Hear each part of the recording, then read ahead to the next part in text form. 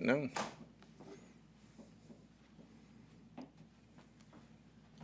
talk about the Vikings, Todd, and Justin Jefferson in particular. Todd, you've coached against a lot of great ones. You played against some great ones in terms of receivers.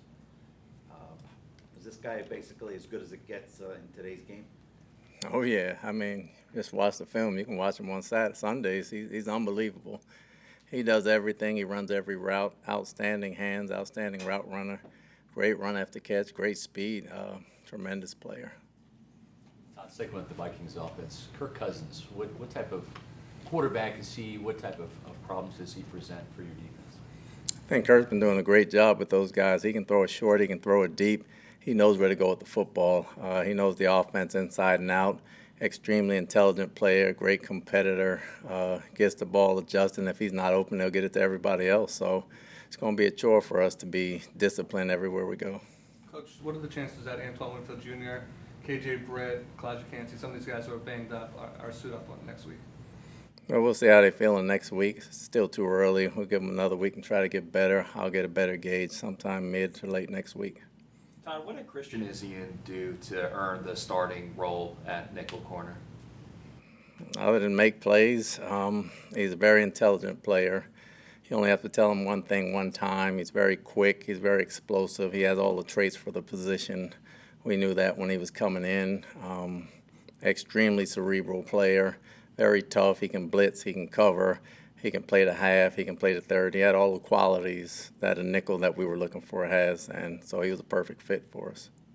Todd, you've talked a lot about this rookie class, but now that you kind of know you're 53 or close to it, for them to be such a big part of it, I think it's 13 guys total. How much have they surprised you, even with what your expectations were going into camp? I don't know if they surprise you physically. They're very gifted. Mentally, some of them are very surprising because they grasp the system so well. Jared and Palmer on offense, obviously with Sean as well. Cody was plugged in as a starter, so they grasp the system pretty good, and the defensive guys got a good grasp of it and letting their abilities show. We don't distinguish between age. If you can play, you can play, and we can teach you some football. We're going to teach you some football, and those guys earned it. You end up keeping 6 outside linebackers in the roster, 7 when you include Jose. I know last year was the first year that you didn't have an edge rusher lead your team in sack. I guess you can never have enough good pass rushers, right, from the edge. Yeah, I think we got very good football players at that position, and they were too good to let go because I think one of them would have been picked up either way. And you can never have enough edge rushers. They'll make us create packages for them and do certain things so everybody can get on the field. Minnesota had a weird year last year in terms of they won 13 games. I think they were outscored overall on the season. They got killed by Dallas, but basically they won all the close games. Is that a reflection on the coach? Is there a knack to doing that in this league? I do believe there's a knack to doing it. I think Kevin's an outstanding head coach and offensive coordinator. For what he does with that team is unbelievable. The thing they come and they score points in bunches. He's very good at seeing weaknesses. They spread you out and keep you honest. And when you win close games like that, that has a lot to do with coaching. It has a lot to do with players as well. But I think he's guided that team very well. They made a lot of fourth quarter comebacks too last year. That's big. That's part of it. That's part of it. Doesn't matter when you win it; it's how you win it. And I think they came back and won a lot of them. Coach, going back to the youth of this team, does that change your coaching at all, any approach to the players that you have? No, it doesn't. It's more or less as a staff understanding what we have and understanding what we can do and play to their strengths, and that's all we're going to try and do. Todd, from the outside, it seemed like Pitts at corner was one of the bigger surprises. What did he show you to, obviously it was a young group to begin with, but what did he show you to pop out and make 53? Pitts was one of our better special teams players.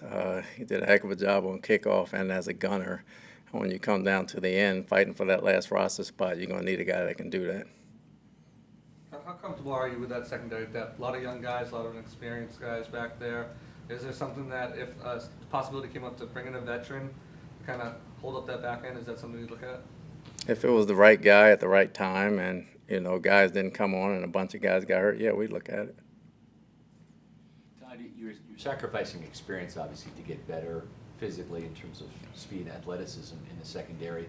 Do you hope that whether it's yourself or Larry Foote or, Rapone and Ross, that your coaching, your experience coaching, the fact that you've got guys that have on your staff for years and you know and trust, it can kind of help fill in some of the blanks maybe. They're not out there playing, obviously, but do you think that having the experience in the building from the coaching standpoint can kind of get some of the younger players up to speed more quickly if needed?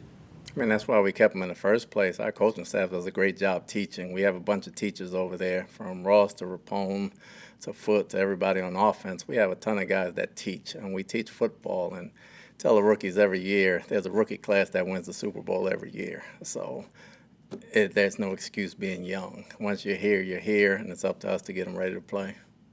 So do you know when the players will vote on captains for the season? Probably no time soon. It's a little early right now. I may go by committee for a couple weeks and see how it goes, and then I may name some, or I may let them vote on it. We haven't discussed it yet. Kevon Merriweather, you just talked about him, obviously former safety, former position of yours that you played. Just what have you seen out of him that gets you excited about his level of play? His toughness, he's an extremely tough guy. He can play the run, and he's a very good blitzer. He has better range than we thought he had when we got him.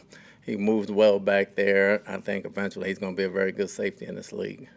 Todd, if I can, the NFL lost a kind of a legend, Sorting Gil Brandt, who passed away. Just want to ask you what you know about him, what do you remember about him and his impact on the game?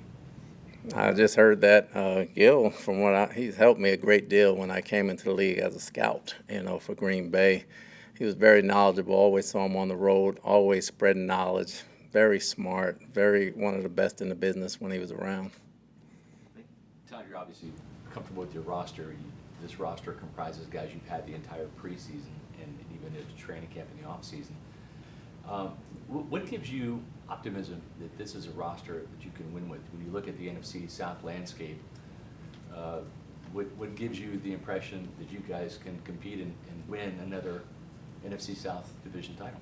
Well, we feel comfortable with the guys we got. I mean, we have guys on the team that can play ball. Just because their names are not known doesn't mean that they can't play. They're just unknown at the time, but they'll be known pretty soon, and it's up to us to get them ready, and it's up to them to play, and we feel confident in that. Okay, thank you. Yeah. Thanks, Todd.